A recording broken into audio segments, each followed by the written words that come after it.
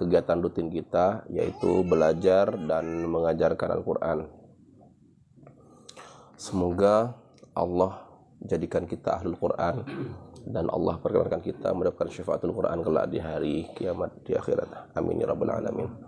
Salawat dan salam tak lupa kita haturkan kepada baginda Nabi kita Nabi Muhammad SAW, kepada keluarga, para sahabat dan orang-orang yang mengikuti sunnah-sunnah beliau ila yaumil qiyamah.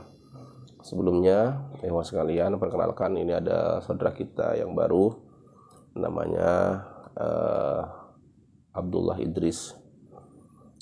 Beliau mu'alaf, apa namanya, asli mana? Mojokerto. Dulunya apa? Konghucu ya, Katoliknya. Ya. Beliau insya Allah akan belajar bersama kita, belajar Al-Quran bersama kita. Semoga Allah persaudarakan kita sampai ke surganya. Amin. Kajian malam ini tentang sebuah pengorbanan, karena sebentar lagi kita memasuki Idul Hijjah, yaitu Idul Adha. Tadi yang dibaca oleh Ustaz Irfan, a'udzubillahi minasyaitonirrajim, Rabbi habli minas solihin, Rabbi habli minas solihin, itu adalah doa dari Nabi Ibrahim. Setelah sekian lama menikah, beliau belum punya keturunan, beliau minta kepada Allah, Rabbi habli minas solihin, ya Allah berilah keturunan yang soleh, ya Allah berilah anak yang soleh, ya Allah.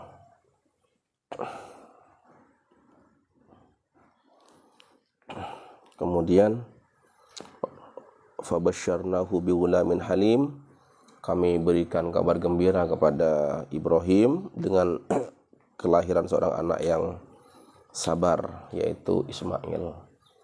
Diberi kabar, diberi tanda-tanda akan lahir anak yang sabar, keturunan yang sabar, yaitu Ismail. Setelah lama penantian, enggak kunjung punya anak, tidak kunjung punya keturunan. Di sini enggak ada ya yang merasakan kayak gitu ya.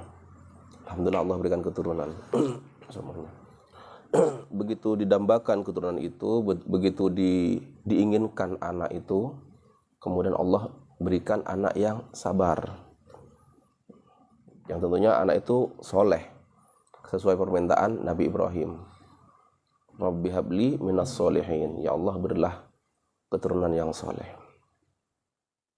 kurniakan kepadaku anak yang soleh.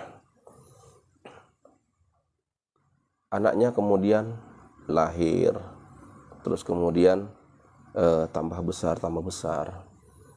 Tentunya kita senang anak yang selama ini dinanti-nantikan, diidam-idamkan hadir bersama kita, soleh lagi. Ini anak soleh ya, bukan anak nakal ya.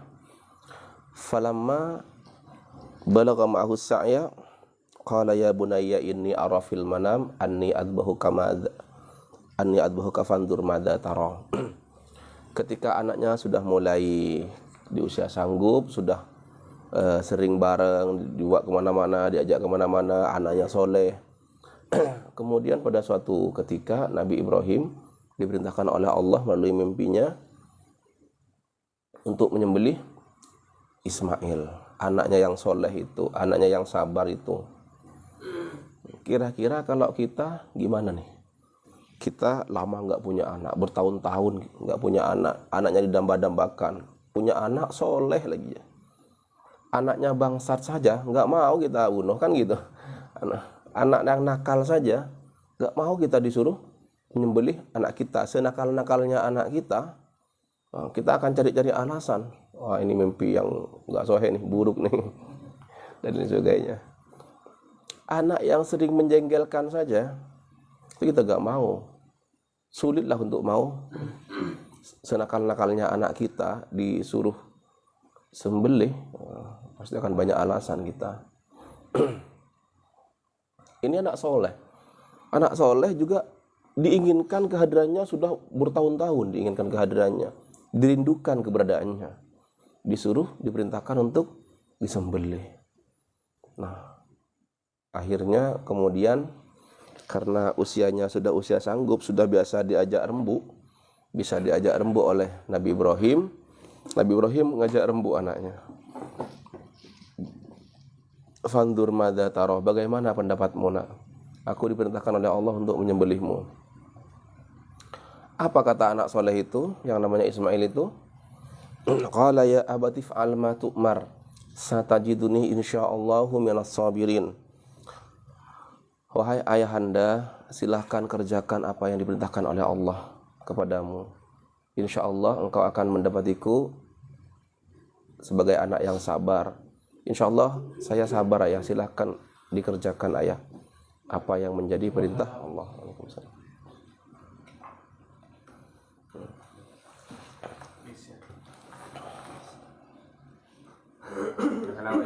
Anaknya soleh, sabar, penurut. Kalau kita kira-kira mampu nggak ya kita mengerjakan yang semacam itu? Anak satu-satunya, misalkan waktu itu lama diidam-idamkan, lama diinginkan kehadirannya. Akhirnya dikasih oleh Allah. Anaknya soleh, anaknya sabar. Nah, silakan. Kemudian diperintahkan untuk disembelih. Nah, ternyata ketika anaknya dikasih tahu, nak, aku diperintahkan untuk menyembelihmu. Maka apa jawaban anaknya? Karena solehnya dia, qala ya abati fa'al ma tu'mar. Silakan ayah, laksanakan apa yang diperintahkan Allah kepadamu. Satajiduni insyaallahu minas sabirin. Insyaallah engkau akan mendapatiku sebagai bagian dari orang-orang yang sabar. Insyaallah saya sabar ayah, itu perintah Allah, silahkan dilakukan, laksanakan. Keduanya sudah sepakat, keduanya sudah berserah diri. Falamma aslama wa tallahu lil jabin. Semuanya sudah deal. Yang si ayah ikhlas menyembelih ayahnya karena itu perintah Allah. Si anak juga sudah berserah diri, sudah ikhlas mengikuti perintah Allah. Dua-duanya nih orang soleh nih, dua-duanya. Nah, ternyata pisau yang sudah diasah sangat tajam itu akan ditajamin, tajam banget pisaunya. Sehingga kenapa ditajamin? Karena kalau nggak tajam, kira-kira tega nggak ada orang yang bolak-balik gini kan anaknya. Kalau nggak tajam. Anak loh, bukan kambing. Kambing aja kalau digini-giniin, dibalik-balik ini beberapa kali, itu kita nggak tega. Apalagi anak yang kita sayangi. Kita lihat lehernya sudah disiapin gitu, lehernya dongak ke atas, kemudian kita ambil pisau. Ini leher anak kita nih, bukan leher kambing, bukan leher domba, bukan leher hewan. Kalau kita diulang-ulang, apa kira-kira kuat hati kita menyaksikan itu? Jadi pisau yang akan digunakan itu sudah super tajam. Kenapa? Karena diinginkan sekali sembelih, sekali penggal langsung selesai, langsung putus. Itu yang keinginannya. Nggak akan kuat kalau kita harus menyaksikan leher anak kita disembelihnya diulang-ulang. Nah, tapi ternyata ketika waktu menyembelih, ternyata dia nggak bisa putus lehernya. Nah, Nabi Ibrahim mengira, oh apa ini kurang tajam ya. Akhirnya dipukulkan ke ini katanya, ke apa namanya? Batu, bisa pecah batunya. Nah, kemudian wa nadainahu ayya Ibrahim, lalu kami panggil dia, wahai Ibrahim, qad saddaqtar ru'ya, inna kadzalika najzil muhsinin. Kamu telah membenarkan mimpi itu. Seperti itulah kami membalas orang-orang yang berbuat baik. Nah, ini pelajaran buat kita bahwa Nabi Ibrahim itu lebih memilih melaksanakan perintah Allah, lebih mencintai Allah daripada anaknya dibandingkan keluarganya. Kira-kira kalau kita lebih mencintai keluarga kita apa lebih mencintai Allah? Kalau kita baca di surah At-Taubah itu, katakanlah jika ayah-ayah kamu lebih kalian cintai anak-anak kamu, pasangan-pasangan kamu. Coba kita lihat di surah At-Taubah 38 kalau nggak salah.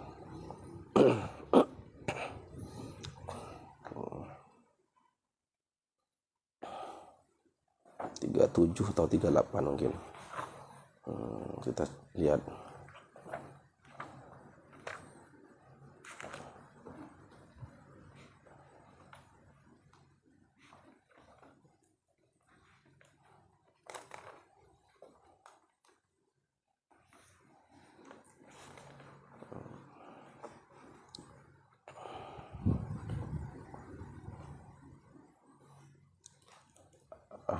Ayat 24.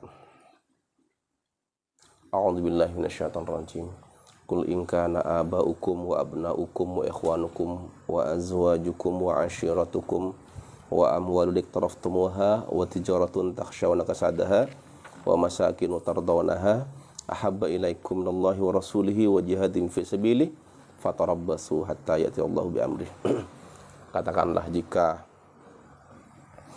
bapak-bapakmu, anak-anakmu, saudara-saudaramu, pasangan-pasanganmu, keluargamu, harta yang kamu kumpul-kumpulkan dan perniagaan, perdagangan yang kamu takuti kerugiannya, dan tempat yang kamu senangi, yang kamu sukai, lebih kamu cintai daripada Allah dan Rasulnya, dan jihad di jalan Allah, fatarabbasu hatta ya'ti Allahu bi amrih, tunggu tanggal mainnya, gitu kira-kira. Sampai Allah mendatangkan sesuatu urusan pada kamu.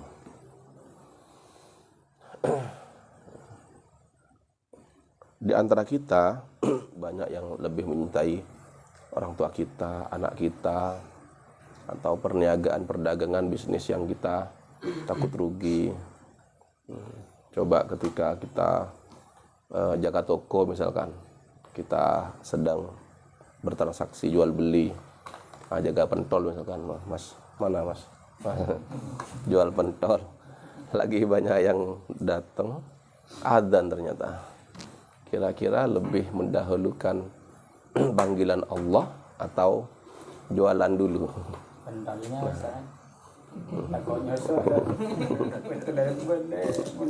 Nah, itu kadang-kadang kita lebih mencintai perniagaan. Jaran pembu, baju.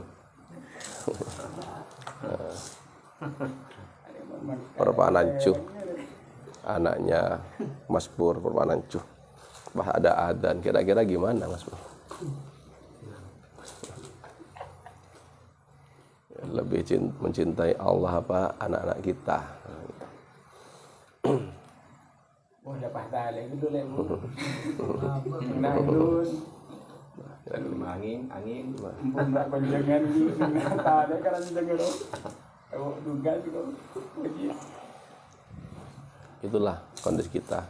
Nah, sekarang sekalian, Allah meminta kita hewan.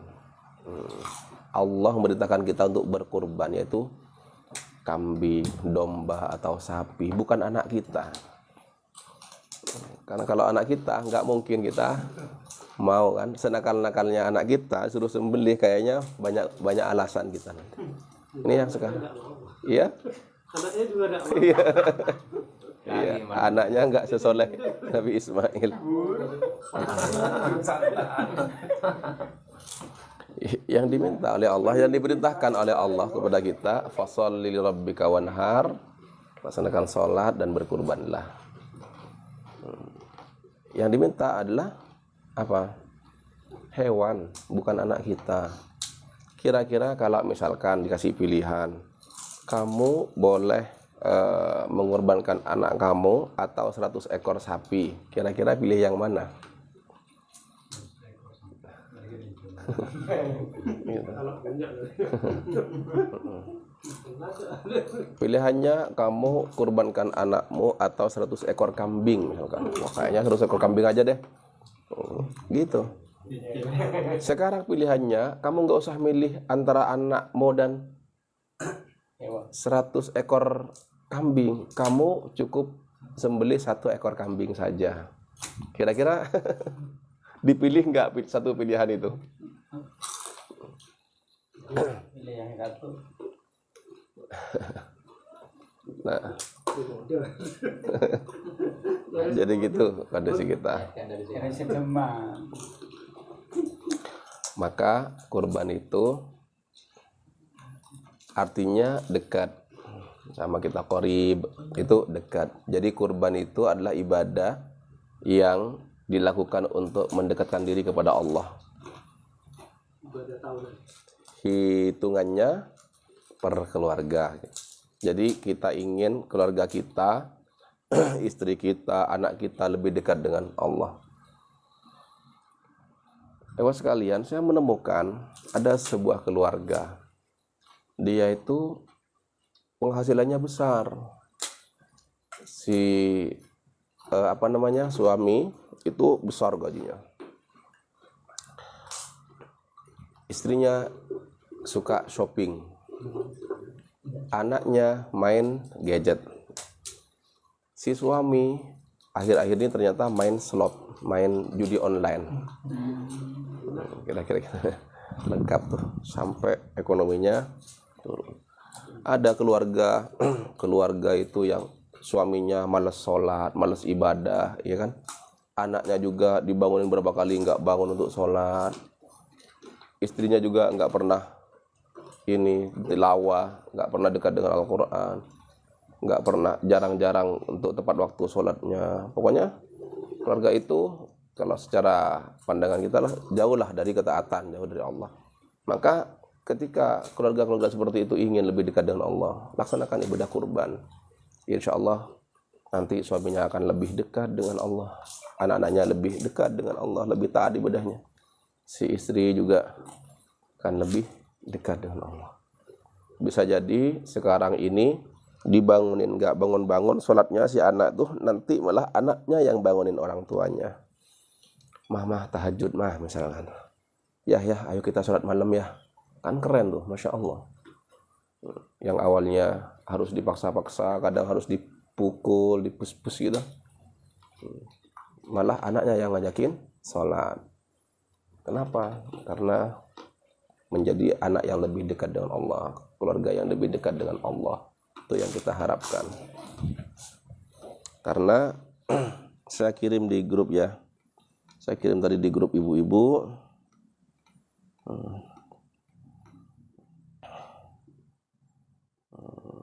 Nah, sudah grupnya.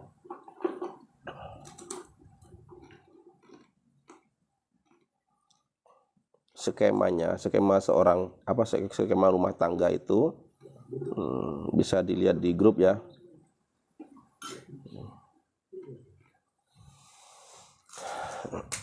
Sudah masuk di grup. Ketika suami istri itu dekat dengan Allah, maka suami istri itu semakin dekat hubungannya. Ada seperti ini. Jadi posisi suami istri, kalau mereka dekat dengan Allah, maka semakin dekat posisi mereka.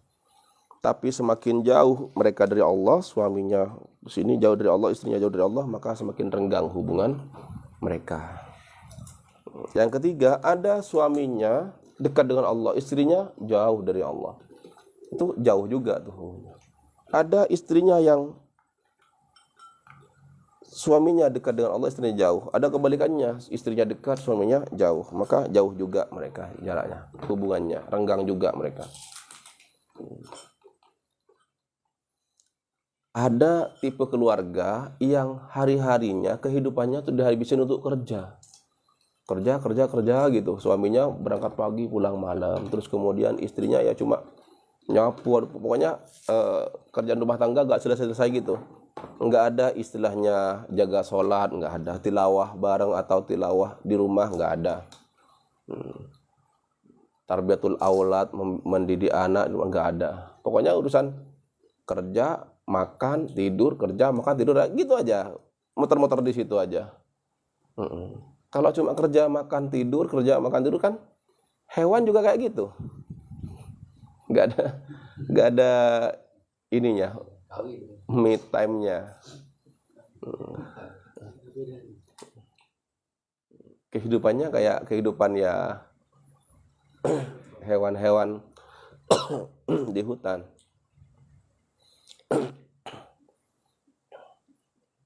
Nggak ada tilawahnya, nggak ada sedekahnya, nggak mikirin juga. Yang penting ngabisin uang hasil kerja gitu-gitu. Secara jasadiah, secara tubuhnya tercukupi nutrisinya. Kenapa? Karena gajinya besar, penghasilannya besar, tapi secara ruhiyah, jiwanya nggak tercukupi gizinya. Tidak ada kedekatan dengan Allah. Ada juga keluarga yang dibangun atas ketaatan kepada Allah. Si suami bangunkan istrinya malam-malam, ayo kita sholat malam. Terus kemudian suaminya jadi imam, istrinya jadi makmum.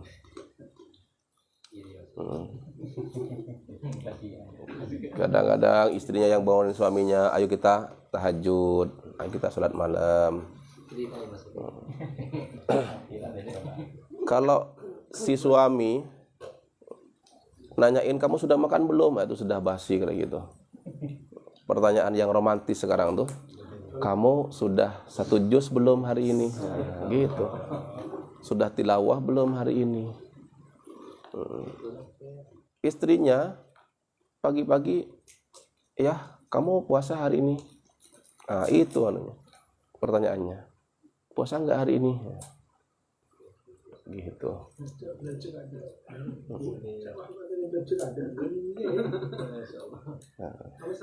Itu rumah tangga yang dekat dengan Allah, rumah tangga yang penuh keromantisan. Maka kita usahakan semoga Allah berikan kemampuan untuk kita berkurban, dan semoga Allah pilih keluarga kita itu menjadi hamba-hamba yang dekat dengannya. Amin ya rabbal alamin. Demikian kajian yang dapat saya sampaikan yang sedikit ini, semoga menjadi ilmu yang manfaat barokah untuk kita semuanya. Akhirul kalam, ihdinas siratal mustaqim. Wassalamualaikum warahmatullahi wabarakatuh.